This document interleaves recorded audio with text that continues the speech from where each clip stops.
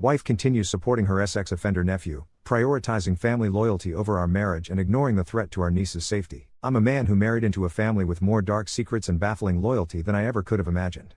My wife, let's call her Jay, is 51. I've been married to her for 13 years, and from the start, I could sense something was off in her family.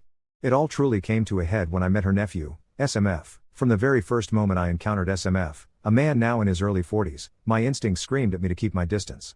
Just being around him made my skin crawl, though at that point I couldn't pinpoint why.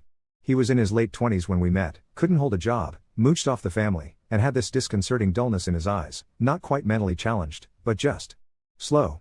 He didn't receive the social security benefits someone with a true disability would in our district, so he wasn't officially recognized as such. Yet his entire existence was a lesson in getting by with the least amount of effort, propped up by the kindness, or perhaps negligence, of those around him. Through Jay and her stories, I learned SMF was essentially abandoned as an infant by his teenage mother, Jay's half-sister, who dumped him on their own mother for raising. His biological mother went on to have 2 more daughters and, to this day, neither she nor those daughters want any involvement with SMF. Not a word had ever been said about who his father might be. SMF's grandmother, my wife's mother, raised him as her own, even going as far as having his name engraved as her son on her tombstone instead of her grandson. Jay always painted him as a victim, a sweet person who wouldn't hurt a fly, someone who only went astray because life dealt him a cruel hand and everyone picked on him. I got so tired of hearing that refrain, he never had a chance, everyone felt so sorry for him. The family, in my estimation, babied a capable adult man who could support himself, but never did. Even his home, a trailer on a patch of land, was provided by family, and the land actually belonged to my wife. Groceries? Someone always took care of that for him. The internet and the local rumor mill told a different story. Jay would grumble for days about having to disinfect her computer from spyware after SMF visited. Porn sites galore, she'd say with an annoyed shake of her head. In my hometown's online forums, people openly called him out for asking preteen girls inappropriate questions about their bodies. When I confronted Jay about these things, she'd brush it off, say it was just more bullying, more lies against poor SMF. Understanding Jay's family required a new kind of logic. They act purely on emotion. Her father, for example, was an infamous drunk and abuser, disappearing for stretches, stealing, even burning a car for insurance. And yet, after her mother finally divorced him, she remarried him years later, only to suffer the same torments until another separation. It was as if reason never stood a chance against misplaced compassion. There was something else nagging at me. SMF's features, his whole demeanor, reminded me of Jay's father. Was I imagining things? After both of Jay's parents had died, her half-brother paid us a visit. Jay's father came up in conversation, and things heated up until, out of nowhere, her half-brother blurted out a truth I hadn't expected. Jay's dad had raped his own stepdaughter, SMF's mother. Suddenly everything fell into place, the inexplicable pity for SMF, his mother's abandonment, the coldness from his half-sisters, the family's deep-seated hatred of Jay's dad, and even the way the grandmother saw SMF as her own child. This was a family curse, a web of secrets left to fester for decades, all while SMF's existence was a daily reminder. In those rural, isolated backwoods, justice was a fantasy. His mother had no means of support and no recourse. Her mother, Jay's mother, would never have reported the abuse, she'd have shut down the way Jay does now when confronted by ugly truths. For years, Jay refused to talk about the rape, shutting down, blank-faced and silent, whenever I brought it up. The first response I ever got was, he was so drunk, he thought she was my mom, his wife. That's still rape, I pointed out. The second time, it flipped too, my half-siblings just say that. It never happened. Denial, avoidance, a family pattern. Then came the call, SMF had been arrested. We weren't at the hearings, but Jay's brother was. He told us SMF had carried on some online relationship with someone he thought was an 11-year-old girl. The girl's mother caught on, took over the conversation, and trapped him. SMF exposed himself on webcam. The judge, exasperated, asked SMF what his problem was, and SMF just replied, I ain't got no problem. The judge let him have it. What floored me, though, was how the family, all of them, including Jay, who worked with lawyers for nearly 20 years, scrambled to defend him. The family lawyer tried to plead for leniency based on his difficult childhood and constant bullying. None of them seemed fazed by what he'd actually done. They talk about welcoming him home when he gets out, as if nothing is wrong, as if there aren't new children in this family, ready to play on the floor and unburden their secrets to a man no one wants to see for who he truly is.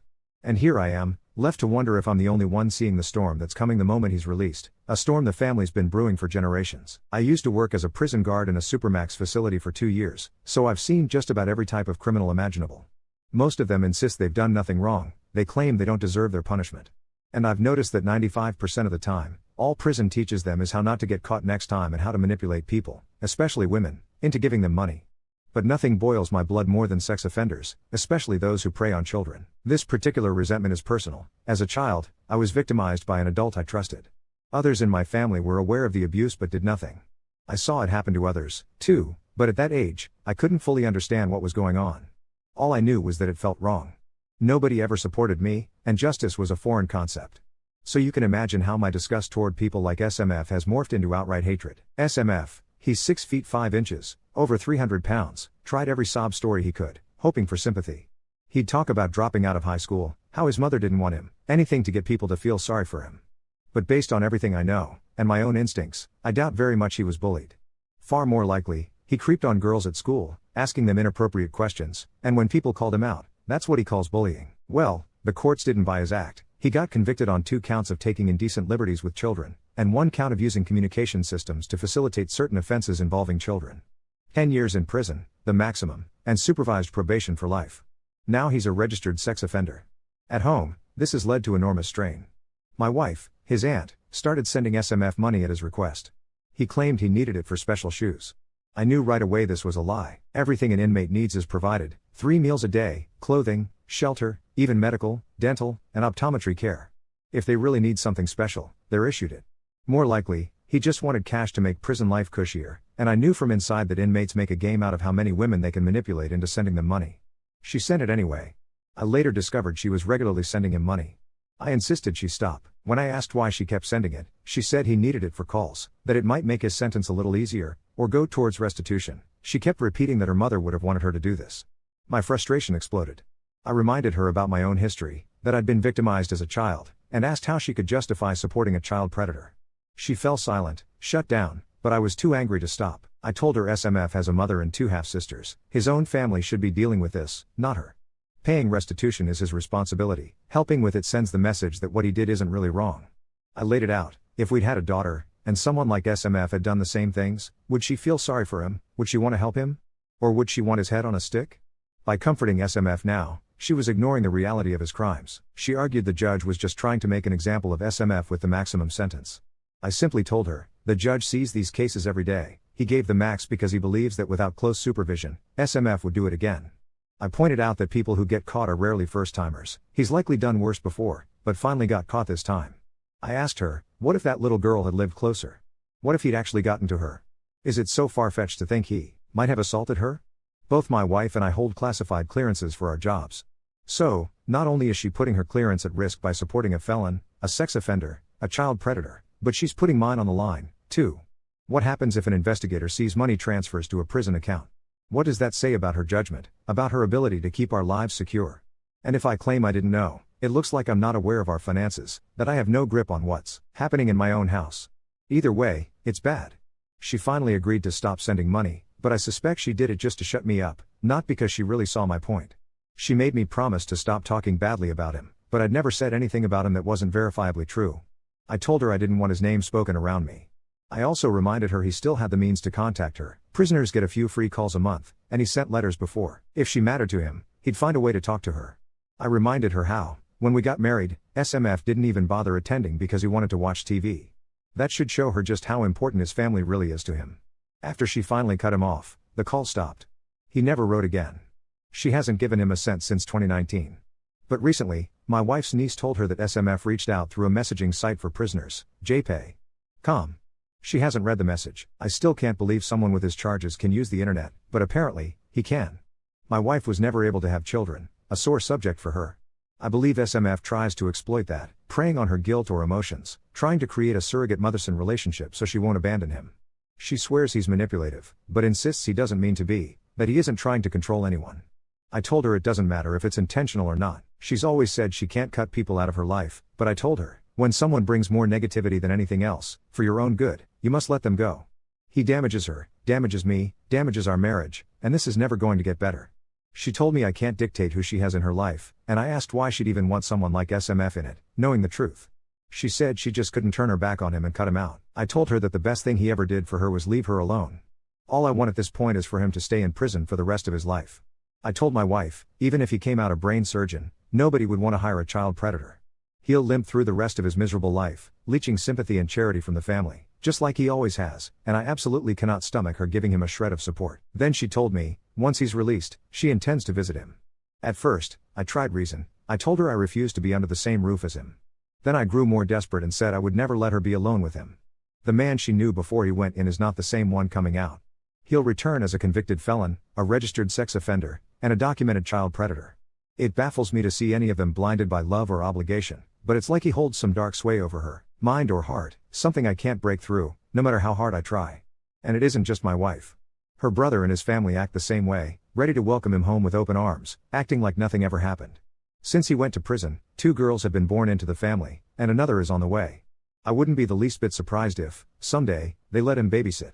2 of them will be in puberty by then, making the situation deeply troubling. I know how insane this sounds, but honestly, I'd be far more shocked if they didn't leave him alone with them. I can almost hear it now. Oh, SMF loves kids, he'd never hurt them. The thought makes me sick to my stomach.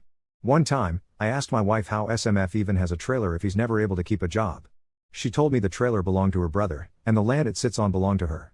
I have no clue whose name is on the deed or title for any of it. Then, one day my wife told me she needed to talk to me about something important. Apparently, SMF hadn't paid the taxes on the land or trailer in ages, and now that he's behind bars, the property was at risk of being seized for back taxes. I told her straight up, I am not comfortable paying taxes on property SMF had been living in, and would again, for free. I told her I wanted absolutely zero ties to SMF, least of all legal or financial ones. She's often said she inherited the land and had no use for it, so I asked, why not sell it? Why are we paying for something we don't need? She claims she eventually gifted the property to her brother who owned the trailer, but I've never seen a lick of documentation or proof, no tax bill, no assessment, nothing. When I gifted a property I inherited to my own brother, we had to go to a lawyer, sign paperwork, do it all proper and legal. Maybe the land wasn't officially deeded to her, maybe she was just the one stuck with the tax bills. For all I know, it was never hers to begin with. SMF gets out in 2 years. After 10 years of prison, he's going to want 2 things, to get drunk and to get off, and I know he won't care how. Those 3 kids born since he went away will be strangers to him. He won't see them as family. I truly believe they are in grave danger, but no one else seems willing to take the threat seriously or even consider it. The whole family is big on hunting, and I'm sure they'll take him with them as soon as he's free. I've actually considered trying to get a photo of him holding a gun and sending it to his parole officer. I'm guessing his probation will keep him away from kids and internet access, but I guarantee my wife's family will hand him a laptop and a cell phone as soon as he's out. So here's my dilemma. First and foremost, I want to protect these kids from him. Second, I desperately want my wife to understand why she needs to cut him off completely and finally go no contact. And above all, I want him out of our lives forever. Update 1. It's been 6 months since my last post, and I honestly didn't think I'd be back here. But life has a way of throwing curveballs when you least expect them, and this one nearly took my head off. SMF was supposed to serve his full 10 years. That was the only thing keeping me sane, knowing we had time before this nightmare resurfaced. Well, apparently good behavior and some prison program knocked 3 years off his sentence. Jay got the call 2 weeks ago. He's being released in 4 months. The phone call happened while I was at work. When I came home, Jay was sitting at the kitchen table with this strange look on her face, not quite guilty, not quite defiant, but something in between. She told me about the early release, and I felt that familiar rage building up in my chest. But before I could even process that bombshell, she dropped another one. I've been talking to him, she said quietly. For the past year. I just stared at her. What do you mean, talking to him? Turns out, she'd been using that JPay messaging system I mentioned before. Not just reading his messages, actively communicating with him, sending him messages, photos of family gatherings, updates about everyone's lives. She'd been living a double life for over a year, and I had no clue. You promised me, I said, my voice barely controlled. You promised you'd cut contact. Her response? I never promised that. I promised I'd stop sending money. Technically, she was right. And that technicality felt like a knife in my back. She'd been playing word games while I thought we were on the same page about protecting our family, protecting our marriage. But that wasn't even the worst part. The worst part was what she told me next. He knows about your history, she said, not meeting my eyes. My blood went cold. What history? About what happened to you as a child. I told him you'd been abused, and that's why you're so hard on him. I've never come closer to walking out of a marriage in my life. She had taken the most painful, private part of my past, something I'd shared with her in confidence during our most intimate moments, and weaponized it to gain sympathy for a child predator. She'd thrown my trauma under the bus to make excuses for his crimes. I couldn't even speak. I grabbed my keys and drove around for 3 hours, just trying to process the betrayal. When I came back, she was crying, but I was past the point of caring about her tears. How could you? Was all I managed to say. She tried to explain that she thought if SMF understood why I was so angry, maybe he'd understand it wasn't personal. That maybe we could all find a way to coexist when he got out. Coexist? I couldn't believe what I was hearing. Jay, he's a convicted child predator. There is no coexisting. That's when she finally admitted what I'd suspected all along: she'd never truly believed he was guilty. Deep down, she still saw him as that abandoned little boy everyone picked on. She'd convinced herself the charges were overblown, that he was just confused or lonely, and that prison had probably fixed whatever was wrong with him. The next few days were hell. We barely spoke, and when we did, it was like we were speaking different languages. She kept saying I was being unreasonable and holding grudges. I kept trying to explain that child safety wasn't about grudges, it was about reality. Then, last Friday, her niece called. The one with the 2 little girls I mentioned before. Apparently, Jay had been talking to her about SMF's release, and had suggested that maybe it was time for the family to give him a fresh start. Her niece was horrified. She told Jay in no uncertain terms that SMF would never be welcome around her children, and if Jay couldn't understand why, then maybe Jay shouldn't be around them either. That call shook Jay more than anything I'd said. The possibility of losing access to those little girls, the closest thing she has to children of her own, finally made her realize the choice she was facing. But instead of choosing the kids' safety, she's chosen to be angry at everyone who's forcing her to pick sides. She's angry at her niece for threatening her. She's angry at me for not supporting her.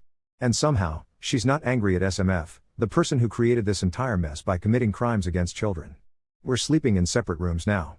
She's been researching apartments, claiming she needs space to think. Part of me wonders if she's planning to move closer to wherever SMF ends up living. I called a lawyer yesterday. Not to file for divorce, not yet, but to understand my options. I also want to know if there's any way to legally protect those kids in the family, though I suspect there isn't much I can do. The lawyer told me something interesting, though. If Jay does leave and ends up financially supporting SMF again, and if our names are still on any joint accounts or property, I could potentially be considered complicit.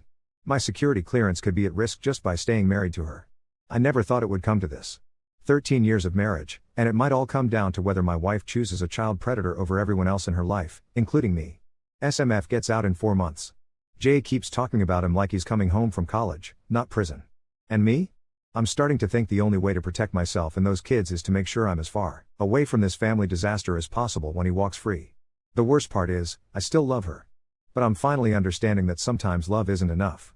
Sometimes the person you love makes choices that are so fundamentally wrong, so dangerous, that staying becomes a betrayal of your own values. I just never thought my wife would be that person. Update 2.